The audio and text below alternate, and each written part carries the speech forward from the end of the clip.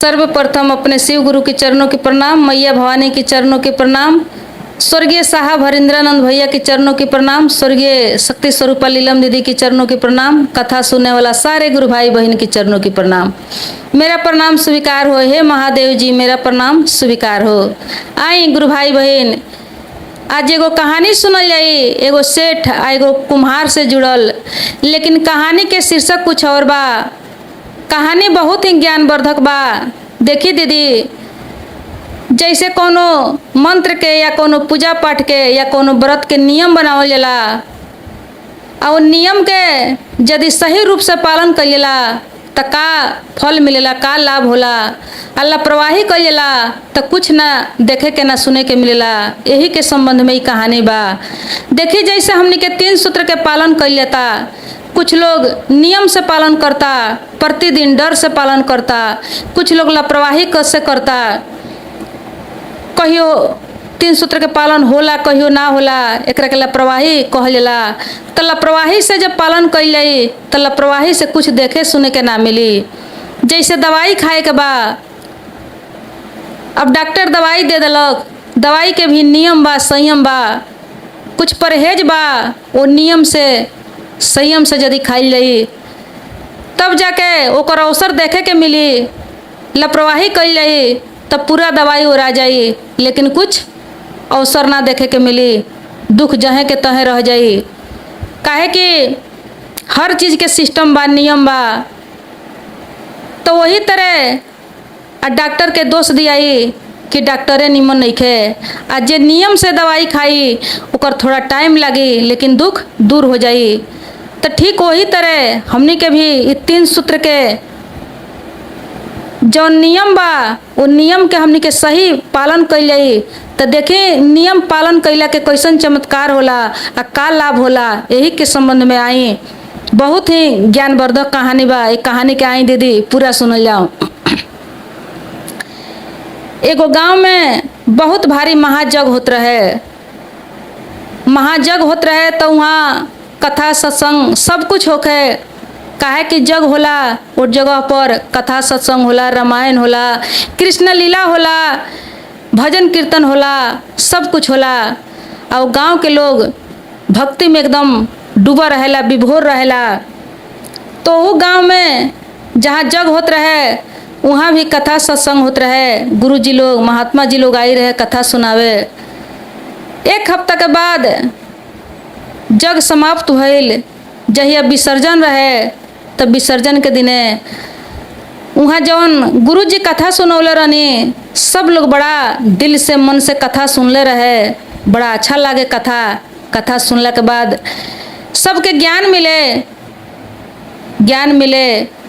सब लोग अपन जीवन सफल बनावे कथा सुन के। तो जहिया कथा के विसर्जन रहे, समाप्ति रहे, वो दिन गुरु जी कहनी कि देखो लोग, कथा सुनला के बाद या कोनो भी पूजा पाठ कइला के बाद गुरु दक्षिणा देवे के पड़ेला, तब जाके कथा सफल होला या पूजा पाठ सफल होला। तो सब लोग तैयार भइल कि गुरु जी हमनी के तैयार बनी से दक्षिणा खातिर। रउआ दक्षिणा में का चाहे एक बेर बोल के देखी। अब गुरु जी कहनी कि देखो, दक्षिणा में हमरा ना रुपया चाहे, ना पैसा चाहे, ना गहना चाहे, कोई धन दौलत ना चाहे। हमरा के दक्षिणा में तहनी लोग के जितना बुराई बा, जितना गलत बा, जितना खराबी बा तहनी के अंदर, उहे सब हमरा के लिया के सौंप के संकल्प करे लगिन। उहे हमरा दक्षिणा चाही। आ तहनी के सही जीवन जिए के एगो नियम बनावे लगिन, सही रास्ता चले के एगो नियम बनावे लगिन। तब जाके बुझम कि हमरा के तहनी लोग दक्षिणा दे दिल। जकरा झूठ बोले के आदत बा वो झूठ के त्याग करो। जकरा मन में लोभ बा, लालच बा, वो लोभ लालच के त्याग करो। जकरा चोरी करे के आदत बा, खीस क्रोध बा, छल कपट बा, चाहे जौन कुछ भी गलत आदत बा, खान पान में कुछ गड़बड़ी बा, गलत बा खान पान, उ सब के त्याग करके आ उहे हमरा के दक्षिणा द लगिन। गुरु जी कह के सुनौनी। अब का भइल कि सब लोग तैयार हो गए। सभे गुरु दक्षिणा दिलक, सभे अपन अपन खराबी के त्याग कैलक। सबके गुरुजी कहनी कि तहनी के एगो नियम बनाव लगिन, अपना नियम पर चले के, सही राह, सही काम, धर्म के काम, सब लोग नियम बनौलक। सभे कहलक कि हमनी के सबके हो अपना नियम पर चलम सन। अब गुरुजी के दक्षिणा दिया गईल, गुरुजी के भी संतुष्टि भइल, सब भक्त लोग के भी संतुष्टि भइल। लेकिन भइल का कि सभे देखा था कि सब गांव के लोग आइल बा, सभे नियम बना लेलक, सभे गुरुजी के दक्षिणा दे देलक। लेकिन वो गांव में एगो सेठ रहलन, उस सेठ के केहू ना देखलक वहाँ आइल।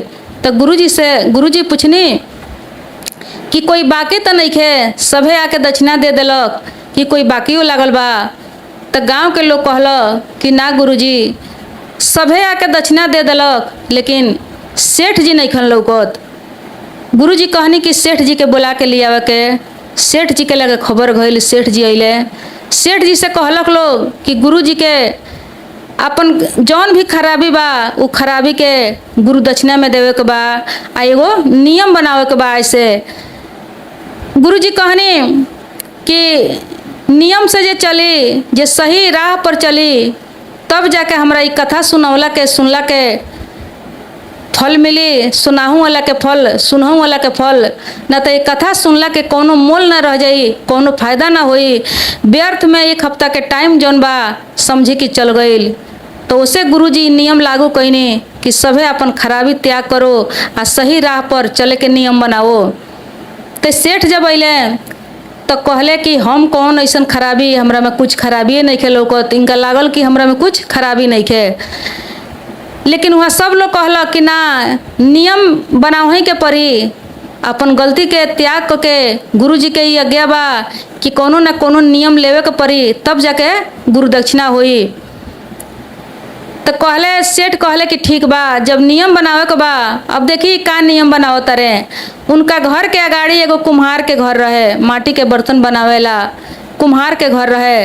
अभी कहत रहे कि ठीक बा, जब नियमे बनावे के बा तो हम नियम के पालन करतनी, हम गुरुजी के आज्ञा के पालन करतनी कि हम एगो नियम लेतनी कि हमरा घर के अगाड़ी जे कुम्हार बा ओकरा के बिना देखले हम कहियो पानी ना पियम। हम इहे नियम लेतनी कि कुम्हार के देख के पानी पियम, ओकरा बाद कोनो काम करेम। गुरुजी कहनी कि चलो ठीक बा, कम से कम लाज रख ले सेठ, न तो इधर तैयारे न रहे हैं कि हमरा में कोनो खराबी बा।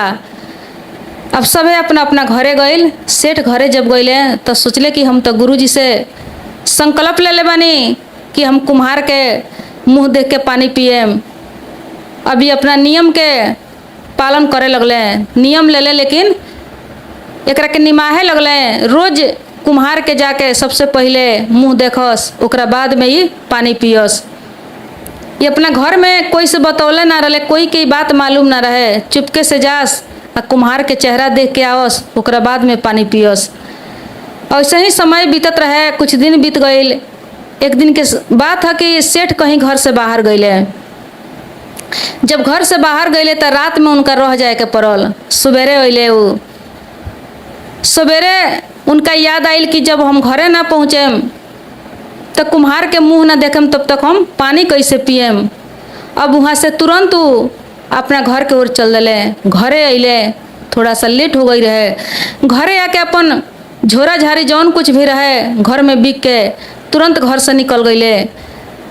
अब उनकर पत्नी जौन बाड़ी तो कहत रही कि ये जी का कोनो बात बा कि तुरंत अइनी, तुरंत घर से निकल गईनी, थोड़ा पानी उनी तो कम से कम पी ली। लेकिन सेठ कैसे बतावस कि जब तक कुम्हार के चेहरा ना देखें तब तक हम पानी ना पिएम। अब दौड़ल दौड़ल कुम्हार के द्वार पर गईले। जब कुम्हार के द्वार पर जाता रहे, चारों ओर ताकत रहे, तो लेट हो जाए से कुम्हार कहीं नजर ना अइले। तो सोचे तारे अपना मन में कि का करी, अब तो लेट हो गई बा, कुम्हार लौकत नहीं खन, का हम पानी पी ली।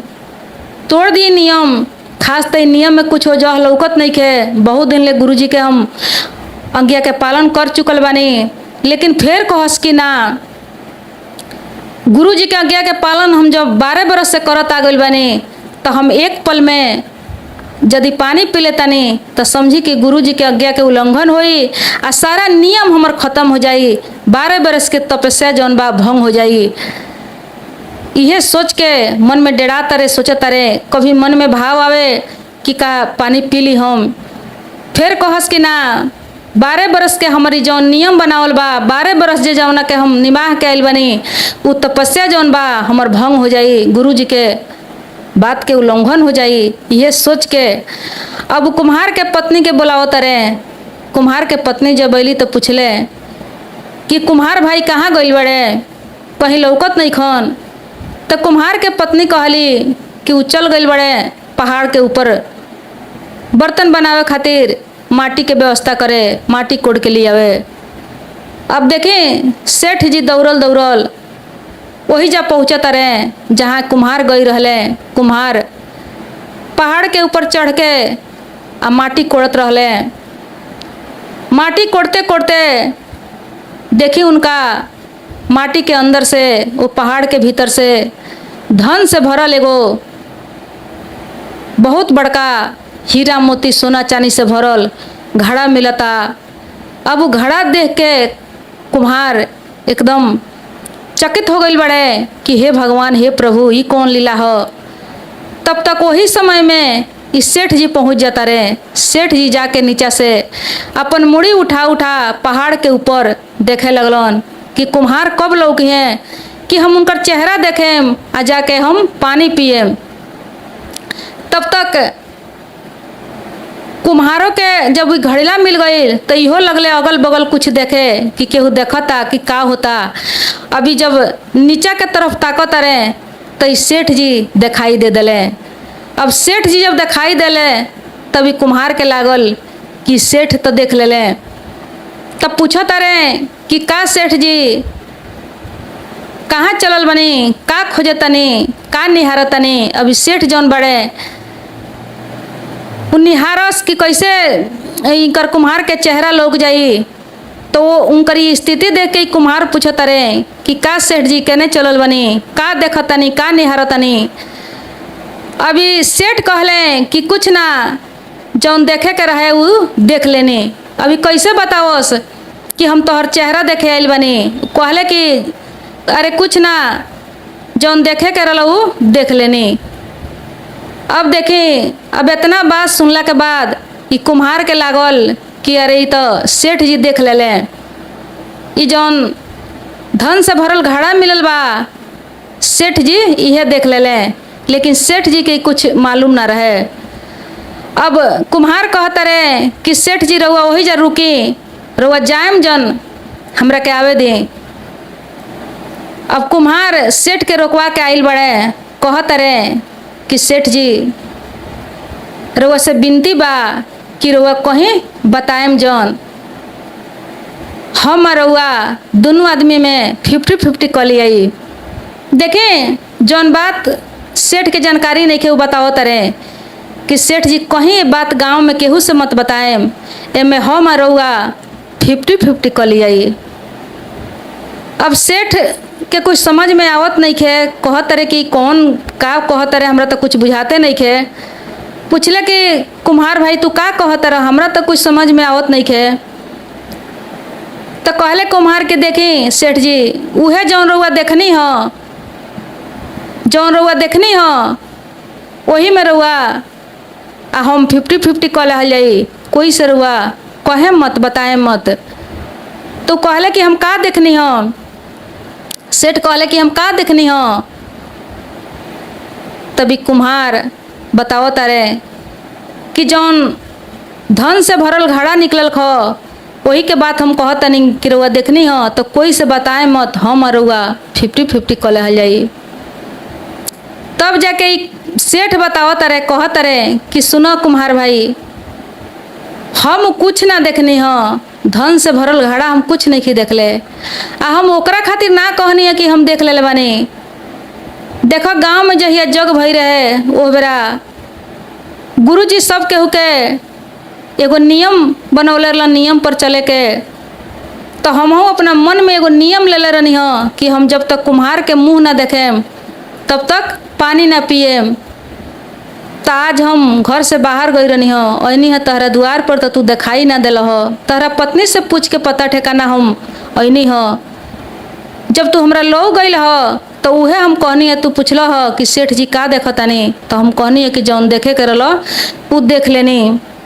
तो हम तोहरा के देखनी ह, हम धन से भरल कौनो घड़ा ना देखनी ह, हम अपन नियम के पालन कैनी ह। अब इतना बात कह के सेठ जी देखी माथा पर हाथ धो के पूरा फूट फूट के रोता रे, दिल से रो रहल बड़े। ती कुम्हार कहले कि ठीक बा, रउआ ना देखनी है तो का भइल, रउआ अपन नियम के पालन करनी है, लेकिन रोत काहे बानी? जब रउआ देखिए लेनी, अपन नियम के पालन कइए लेनी, तो रउआ रोत काहे बानी सेठ जी? कहत रे सेठ कि देखो हम ऐसे रोतानी, हमर दिल हमर मन ऐसे रोता कि आज हम एगो झूठ मूठ लापरवाही के जैसन एगो शर्त एगो नियम पर चलल बानी, तो है धन से भरल घड़ा मिलल। तोहर मुंह देख के हम पानी पिए के नियम बनौले बानी, अब 12 बरस तक हम अपना नियम पर निरंतर उतरल बानी, ताज इतना भारी संपत्ति मिल रहल बा, खजाना मिल रहल बा, जवना में तू बताओ तरह कि 50-50 भी यदि होता तो कोनो ई कम नहीं खे। यदि यह नियम हम बनौले रहती कि भगवान के मुंह देखला के बादे हम पानी पिएम, तो आज समझा कि हमरा काम मिल जाइत। आज हम एगो छोट मोट नियम के पालन कैनी तो हमरा इतना भारी इतना बड़ चमत्कार मिलल, इतना लाभ मिलल। यदि हम भगवान के मुंह देखे के निश्चित कैले रहती, नियम बनौले रहती, तो समझा आज हमरा काम मिलित, तीनों लोक के सुख हमरा मिल जाइत, लोक पर लोक हमर संवर जाइत, उद्धार हो जाइत हमर। तो देखें गुरु भाई बहन, नियम के पालन एकरा के कहल जाला। आई नियम निरंतर पालन कैला से देखी कैसन लाभ भइल, कैसन फायदा भइल। सेठ एक दिन भी ए नियम के तोड़ले ना रहलन। जहिया लास्ट में इनके कुम्हार के देखे के ना मिलल, वो दिन सोच के भी कहस कि ना 12 बरस के तपस्या हमर भंग हो जाई, गुरु जी के बात के उल्लंघन हो जाई। तो देखी एक दिन भी वो नियम के उ ना तोड़लन, कौनो हालत में रहस तो वो अपना नियम के पालन कैलन। वो कुम्हार के मुंह देखले बिना कहियो पानी ना पियस। तब समझी कि नियम के पालन कैले से कितना फायदा बा, कितना शक्ति बा, ए बात में कितना दम बा। तो वही तरह हमनी के 3 गो सूत्र जौन मिलल बा, ये 3 सूत्र के निरंतर यदि हमनी के नियम के पालन कैल जाई तो हमनियों के जरूर कोनो ना कोनो रंग दिखाई, कोनो ना कोनो फल जरूर मिली।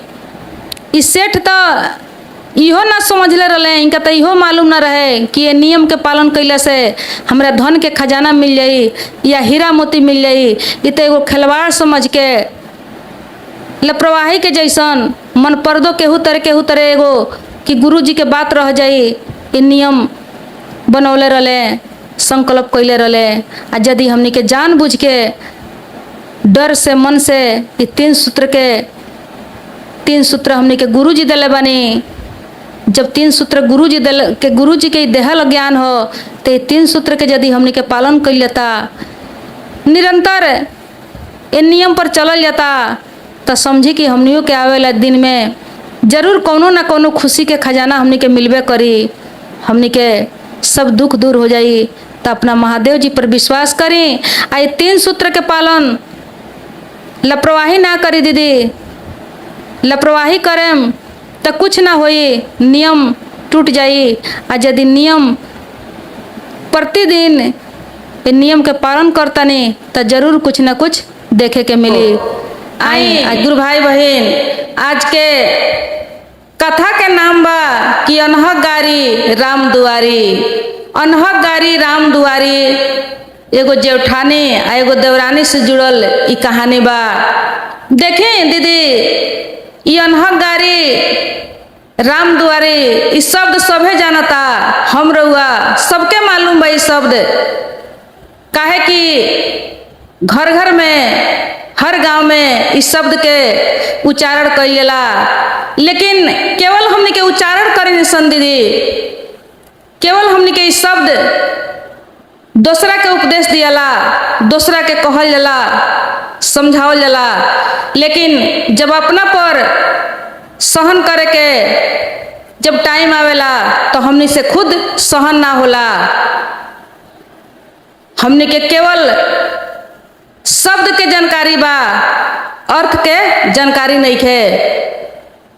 हम रउआ सभे जानत तानी सन कि गलत के परिणाम गलत होला, सही के परिणाम सही होला, लेकिन फिर भी हमरा रउआ से गलत काम छूटत नहीं है।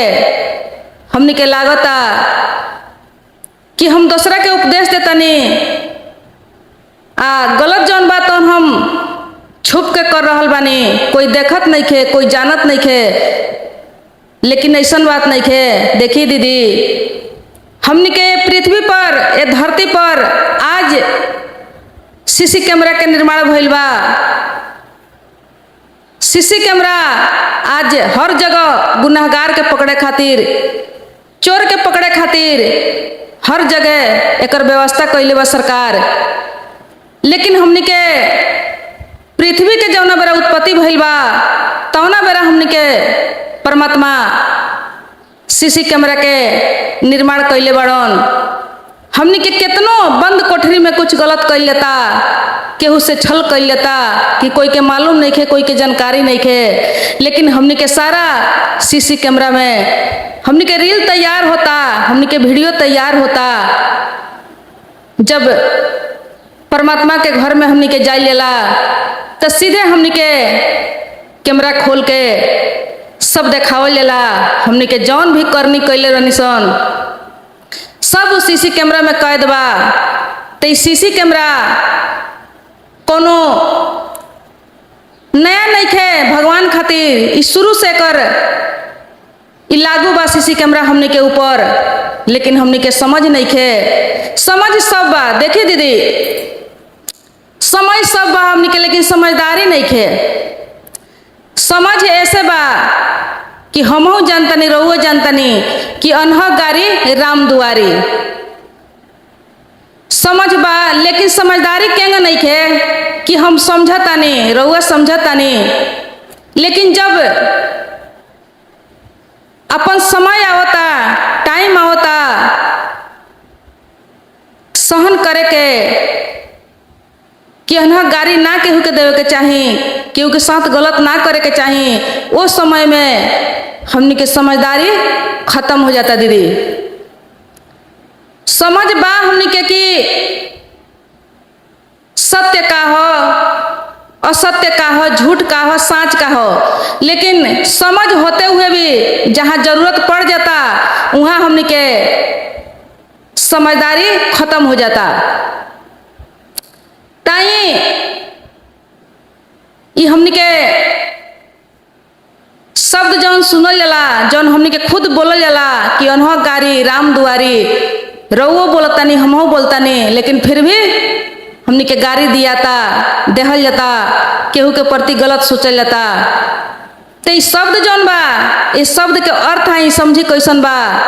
शायद एकर अर्थ समझला के बाद, ये कहानी सुनला के बाद हो सकता कि हमनी के अपना आप पर कंट्रोल करे के, कुछ सहन करे के शक्ति मिली। ताई बड़ा अद्भुत कहानी बा, केवल ये कहावत नहीं खे, कौनो भी कथा कहानी जौन बा वो बनेला जब कुछ भई रहेला तब जाके कथा कहानी बनेला, इतिहास लिखाला दीदी। ताई बहुत ही समझे वाला कथा बा, ये कथा के छोड़ के भागे के नहीं खे दीदी, काहे कि कथा बहुत कुछ सिखाई, बहुत कुछ समझाई। तो कथा के पूरा सुने के बाद दीदी, पूरा सुन के ये कथा कैसन लागल कमेंट में बतावे के बा। ऐसे ही रउआ लोग अपन प्यार दुलार हमरा के देत रहे, काहे कि रउआ लोग के सपोर्ट, रउआ लोग के प्यार दुलार बहुत ज्यादा मिल रहल बा। रउआ लोग के प्यार से, दुलार से, आशीर्वाद से हमरा भी कुछ सुनावे के हौसला बुलंद होता, ताकि मन में कुछ खुशी महसूस होता कि हम कुछ सीखे के कोशिश करी। भगवान के कथा सत्संग अपन कोशिश जारी रखतनी। रउआ लोग के साथ में बानी दीदी, रउआ लोग हमार कथा सुनी, कुछ गलती होखे तो कमेंट में बताई, ताकि हम सुधार करी, कुछ अच्छा करे के, कुछ अच्छा सीखे के कोशिश करी, ताई कथा के सुनल जाओ। हमनी के एगो गांव में एगो जेठानी आ एगो देवरानी रहेलो। जेठानी देवरानी दू जनी रहेलो। जेठानी जौन रहली उनका एगो बेटा रहे, आ देवरानी जौन रहली छोट उनका 7 गो बेटा रहे। तो जेठ जौन रहली वो बड़ा झगड़ालू रहली, बड़ा झगड़ालू रहली। इनका मन में डाह, ईर्ष्या सबके भावना रहे। ये जब देखली कि हमरा देवरानी के 7 गो बेटा हो गईल, तो इनका मन में वो 7 गो बेटा के प्रति बहुत ज्यादा जलन होखे लागल, डाह होखे लागल, ईर्ष्या होखे लागल। ई सोचली कि इनकर 7 गो बेटा कमाए वाला हो जाई, तो बहुत ज्यादा अमीर हो जाइहन, सुखी हो जाइहन। इनकर कहाँ 7 गो बेटा, हमर कहाँ एगो बेटा। लेकिन देखी दीदी, जकरा भाग में जौन होई उहे होई। दूसरा के देख के डाह कइल जाई तो कुछ होखे वाला नहीं के। अपन लोग का परलोक दोनों बिगड़ जाई, लेकिन कुछ बनी ना। तो उसे कोई के देख के डाह नहीं के करे के, जले के नहीं के। आई इनकर का नतीजा भइल।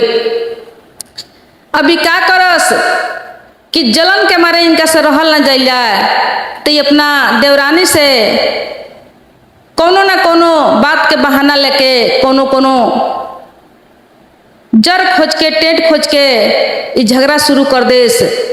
आ जब झगड़ा शुरू करस तो बहुत बेचित्र बेचित्र के गारी देस। इनका बेटा लोग के सराफे लगली, देवी देवता के चढ़ावे लगली, बहुत गलत व्यवहार करे लगली। एकदम थोड़ा सा भी इनका में अपनापन के कोनो गुण लक्षण ना रहे। इनकर छोट देवरानी जौन रहली, इनकर सब गारी सुन के सहन कलेस। सीधे कहस कि हे भगवान, अनहक गारी राम दुआरी, अनहक गारी राम दुआरी। अपना मन ही मन सब गारी इनकर सुन के, सब शराब सुन के भगवान के जिम्मा लगावस। आइए अपना जेठानी के बेटा के एक शब्द भी शराफ ना देस। कहस कि हे भगवान, इनका एगो बेटा बा, ना जाने यदि हम कुछ शराफ ही कुछ कहीं कुछ हो जाए तो इनकर तो जीवन उजड़ जाई, इनकर तो जीवन बर्बाद हो जाई। इनका बेटा के रक्षा करे में हे ईश्वर। उ गारी देस, उ शराफ हस, लेकिन ओकरा बदले में ई भगवान के सब गारी सौंप के आ इनका बेटा खातिर भगवान से प्रार्थना करस। देखी उनकर दिल, उनकर विचार कैसन रहे। अब देखी नित प्रतिदिन इनकर इहे काम रहे, एकदम हद पार कर देले रही। दिन रात जलन, दिन रात इनका मन में ईर्ष्या के आग धनकत रहे। लेकिन बताई उनका सराफला से केहू मरी। अब ऐसा ही करते करते दोनों जनी के बेटा सियान हो गई लो। जब सियान हो गई लो तो ये 7 बेटा गई लोग परदेश कमाए। जब इनकर 7 बेटा परदेश चल गई लो तो इहो का कैली कि अपना बेटा के परदेश भेज देली। अब दोनों जनी के बेटा परदेश गइल वालो कमाए। कुछ दिन जब बीतल, 5-6 बरस जब बीतल, तो बड़ जेठानी जौन रहली, इनकर जौन एगो बेटा रहे, उनकर बेटा लौट के अपना घरे आवत रहे। जब घरे आवत रहे तो अपना गांव के नजदीक जब आइल, तो गांव के पास में बहरे जौन एगो नदी रहे, वो नदी पर इनकर जितना गाड़ी रहे सारा गाड़ी जाके इकट्ठा होके गाड़ी के ढेरी लग रहे। दीदी बालू के रेत पर सब गाड़ी इनकर शैतान बन के ढेरी लाग रहे। काहे कि अनहक गाड़ी रहे, बिना गलती के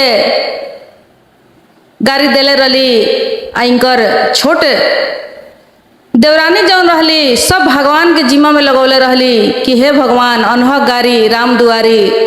अब सब गाड़ी जौन रहे इनकर, सब गाड़ी जाके वो नदी के बालू के रेत में ढेरी लाग रहे, इकट्ठा हो गई रहे। अब जब इनकर बेटा नदी के घाट पर अइलन, तो इनका बेटा के देखते वो सारा गाड़ी जौन रहे शैतान बन के, दूत बन के खड़ा रहे। इनका बेटा के मटमोर के घेंट ऐठ के आ वही जा मुआ देलक। देखी जैसे ही गाड़ी देश देवी देवता के चढ़ावस, अपना देवरानी के बेटा के घेंटी ऐठ देम, देवी माई के चढ़ाएम, या हुआ दुका दुका बहुत कुछ शराफ देसी। वही तरह इनका बेटा के सब गाड़ी मिलके प्राण ले लेलक, हत्या कर देलक। अब उनकर बेटा बालू के रेत पर मरल पड़ल बड़न। कुछ गांव के लोग देखलक। गांव के लोग जब देखलक तो कहलक कि झगरहनिया काकी के, इ तो झगरहनिया काकी के बेटवा हो, लागत कि मर गइल बा, इ तो बाहर गइल, कैसे मर गइल बा कैसे ना। उनका करनी के हिसाब से उनका के लोग झगरहनिया काकी भी कहे। अब कुछ लोग गइल जाके उनका के खबर दिलक कि ये काकी, ये चाची हो, तोहर बेटा देखा तनी कि नदी पर मरल पड़ल बा, वो तो बाहर गइल। अब इतना बात जब सुनली तो दौड़ल धुपल नदी के घाट पर अइली। जब नदी के घाट पर अइली तो देखो तारी कि बेटा के प्राण छूट गइल बा, बेटा मरल पड़ल बड़ेन। अब बेटा के ऐसन हालत देख के जे खबर देवे गई रहे, उन्हीं पर वो उल्टा सीधा शुरू कर देली, बिना कुछ सोचले समझले। अब लगली फिर वो अपन उहे गाड़ी बात वाला धंधा शुरू कैली। गांव के लोग के में समेटे लगली।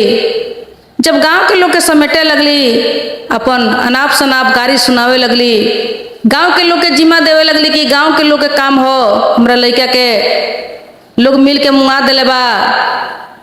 तब देखी वहाँ जितना गाड़ी रहे सब गाड़ी वहाँ सुनत रहे, उनकर जौन गाड़ी जो इकट्ठा भई रहे, तब सब गाड़ी वहाँ सुनावता, शैतान उ सुनावता कि देखो काकी, तोहरा बेटा के कोई गांव वाला नहीं खे मुआवले, तू अपना बेटा के तू खुद मुआवले बाड़ू।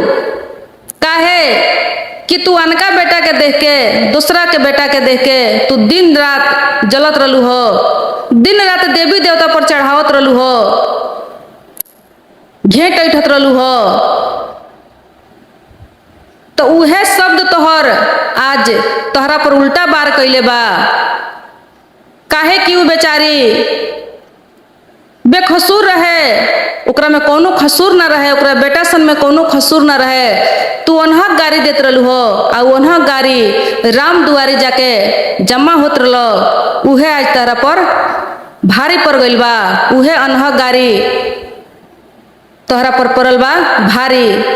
कोई नहीं खे मुआवले, तू अपना बेटा के तू खुद मुआवले बाड़ू, एकर जिम्मेदार तू है बाड़ू। इतना बात जब सुनली तो सुन के माथा पीटे लगली। माथा पीटे लगली काहे कि ये सब सही रहे, एको शब्द में गलत ना रहे, सब सही रहे कि अनहक गारी देश अनहक सराफस आ उ शराफ उ गाड़ी सब आके घूम फिर के इन्हीं पर पड़ गई, इनका बेटा के जान चल गई, उनकर सातों बेटा लोग सुरक्षित रहे। ऐसे कि बेखसूर रहली उ सब सहन कलेस, कभी भी इनका प्रति इनका बेटा के प्रति गलत ना सोचले रहली। अब देखी पछताए लगली, लेकिन पछता के का हुई, जब समय बीत जाई, समय पर जब समझ ना हुई, समझदारी ना हुई, तो समय बैठल नहीं खे, राउर इंतजार हमार इंतजार नहीं खे करत। काहे कि समय के पास उतना समय नहीं खे कि हमरा रउआ के बार बार मौका चांस दी। समय जो निकल गई तो निकल गई। अब माथा पीटा तरी, ठेठाव तरी, भगवान के विनती कर तरी, निहोरा कर तरी, लेकिन समय जो निकल गई उस समय आवे वाला नहीं खे। अब जो मर गई वो जिंदा होखे वाला नहीं खे, कुछ होखे वाला नहीं खे। अब देखें अपना पाप के, अपना गलती कर्म के परिणाम उनका मिल गई। उनकर छोट दियादिन के सातों बेटा सही रहे, काहे कि उनका माई के कर्म जौन रहे सही रहे, तो उनकर सातों के सातों बढ़िया रहे, सातों के सातों जिंदा रहे। इनकर गलत कर्म भैला के चलते जौनो एगो रहे तौनो गंवा बैठली। तो देखें गुरु भाई बहन, ई जौन शब्द बा कि अनहक गारी राम दुआरी, ई सत्य बा। अनहक गारी जब केहू के देहल जाई तो राम दुआरी जइबे करी, आ राम दुआरी जब जाई तो अपने पर पड़ जाई भारी। काहे कि दुनिया गोल बा दीदी, ये दुनिया गोल बा। जौन हम रउआ कइल जाई वो घूम के हमनिए के पास आई, हमनिए के पास आई। चाहे हमनी के सही कइल जाई तो सही आके हमनी के पास आई, गलत कइल जाई तो हमनी के पास गलत आई। काहे कि देखी दीदी,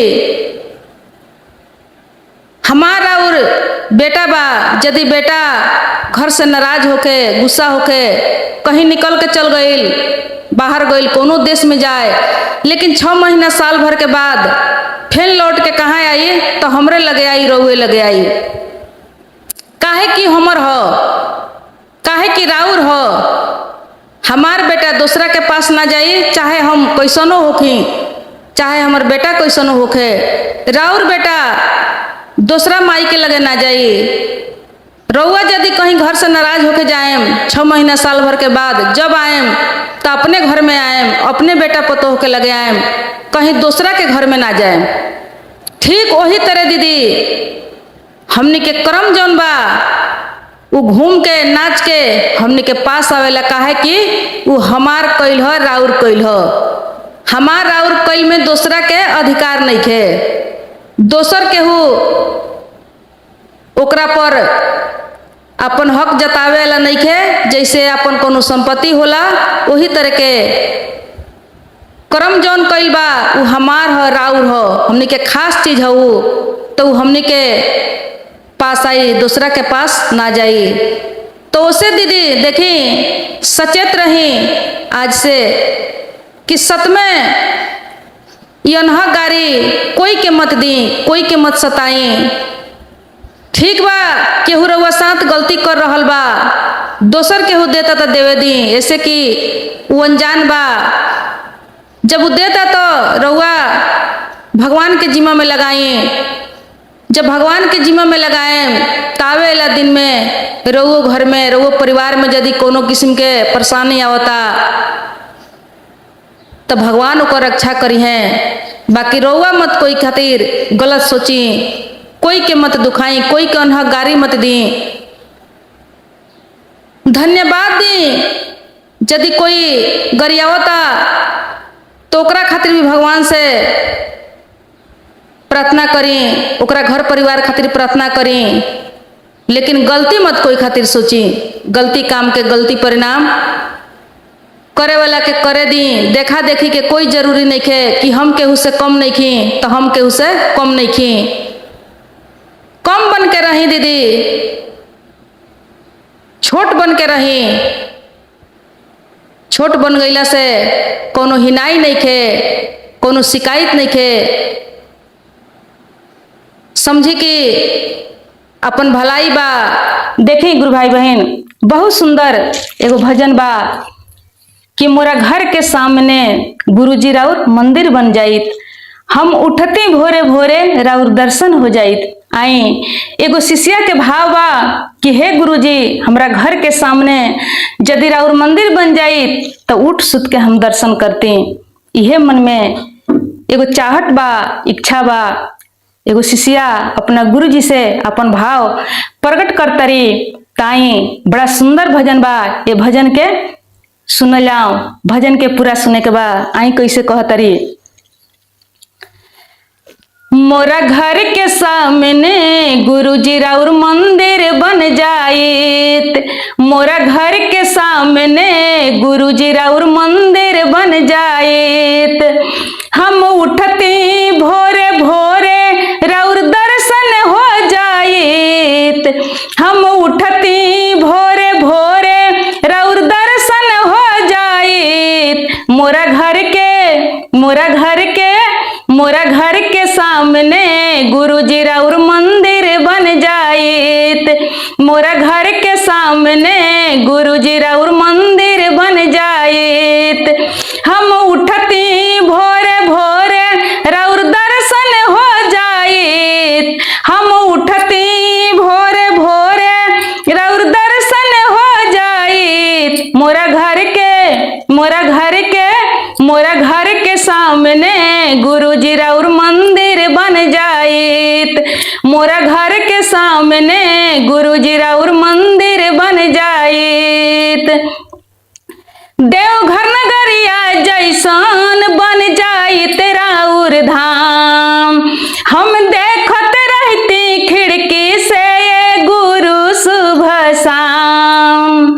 अरे देवघर नगरिया जैसन बन जाइत राउर धाम, हम देखत रहती जंगला से ये गुरु सुबह शाम। कृपा करती इतने गुरु सपना पूरा हो जाइत, कृपा करती इतने गुरु सपना पूरा हो जाइत। मोरा घर के सामने गुरुजी राउर मंदिर बन जाइत, मोरा घर के सामने गुरुजी राउर मंदिर बन जाइत। हम उठती भोरे भोरे राउर दर्शन हो जाइत, हम उठती भोरे भोरे राउर दर्शन हो जाइत।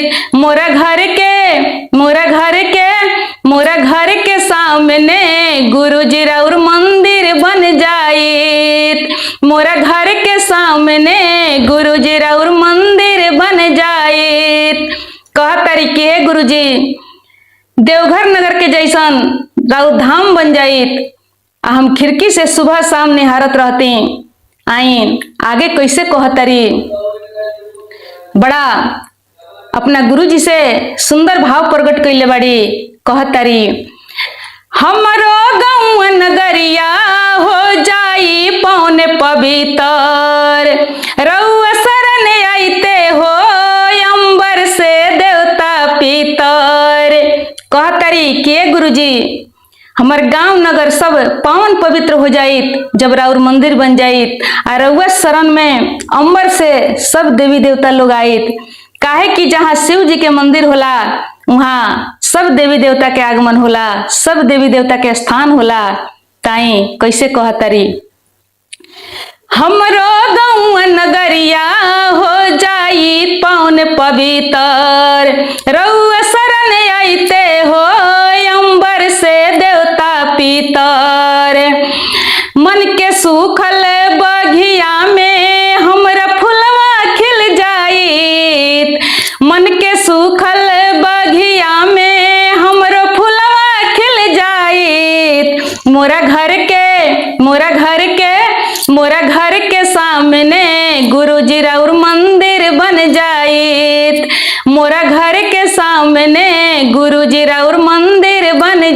जाइत। हम उठती भोरे भोरे राउर दर्शन हो जाइत। हम उठती भोरे भोरे राउर दर्शन हो जाइत। मोरा घर के सामने गुरुजी राउर मंदिर बन जाइत। मोरा घर के सामने गुरुजी राउर मंदिर बन जाइत।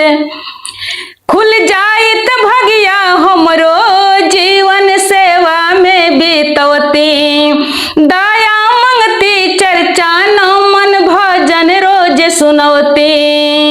कहतरी कि हे गुरुजी खुल जाइत भाग हमर, ई जीवन सेवा में बितौती। दया मांगती, चर्चा करती, नमन करती, रोज भजन सुनौती, सेवा करती, वही में अपन दिन बितौती। ताई कैसे कहतरी, खुल जाइत भगिया हमरो जीवन सेवा में बितौती। दया मंगती, चर्चा करती, नमन भजन सुनौती। कृपा करती इतने गुरु हमरा मुक्ति मिल जाइत। मौका देती इतने गुरु हमरो मुक्ति मिल जाइत। मोरा घर के सामने गुरुजी राउर मंदिर बन जाइत। मोरा घर के सामने गुरुजी राउर मंदिर बन जाइत।